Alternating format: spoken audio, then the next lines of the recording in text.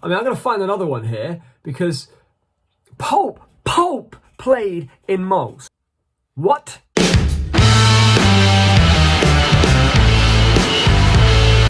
I might be a bit late to the party, but Moles in Bath is shut down.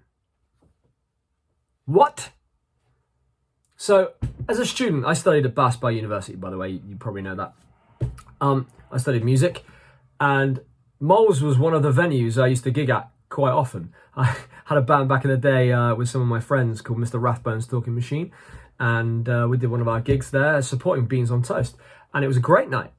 Great venue. We used to go to club nights there, and it's closed.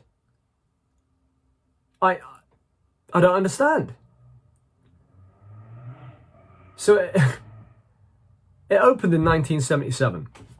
Big deal. The club was a big deal. It used to be kind of a members-only club, especially back in the 90s. You'd have famous people going there, and they knew that they couldn't be bothered. Not bothered to go, but like bothered by people there because it was a members club and it might be a bit silly. But just looking at the list of artists, Van Morrison, Ed Sheeran. I mean, I don't really care for Ed Sheeran, but Ed Sheeran played there. Radiohead, Supergrass. I think The Cure have played there. Yeah, The Cure, The Smiths, all these excellent rock bands. Wow, I'm just looking at the Wall of Fame. You can look this up on Wikipedia. The Wall of Fame is up. The Killers played there. Eurythmics.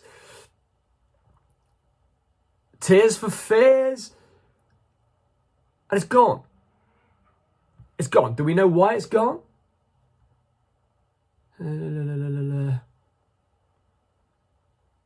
Oh, no. If somebody knows, tell me, because I'm completely clueless. But Moles was like a really important venue in Bath. There was one down the road from it as well. I forget the name of it now, it's been so long. But down the opposite end of it. And they used to put club nights on a lot. But not clubs as in like going dancing, but like pub nights where we used to have, they used to, it was quite cheeky really. They used to book the student bands from the university to play. And didn't really get much in the way of money, but they would pay us in slabs of drinks. And that was great. We used to go there maybe a Wednesday night or a Thursday night.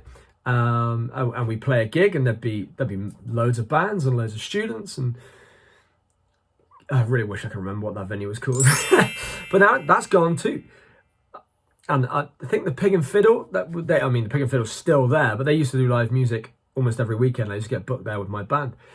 Gone. All these, what you would guess or you would call grassroots venues, are just dying off. I'll tell you a story.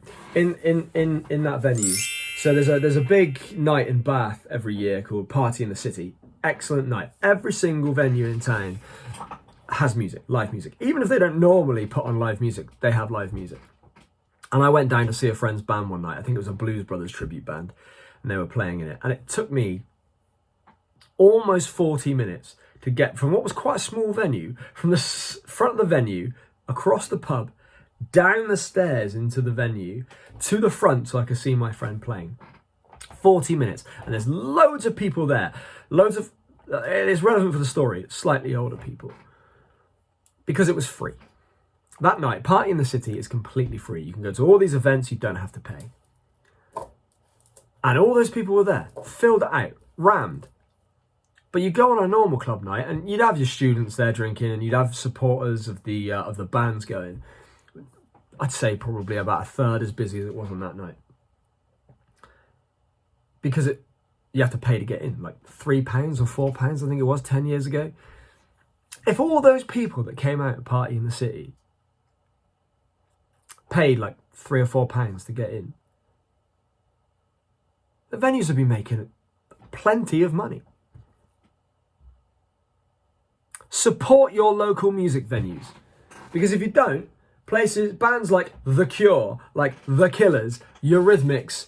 I mean, I'm going to find another one here because Pulp played in malls. Snow Patrol, support your local music venues, because if you don't, they're gone.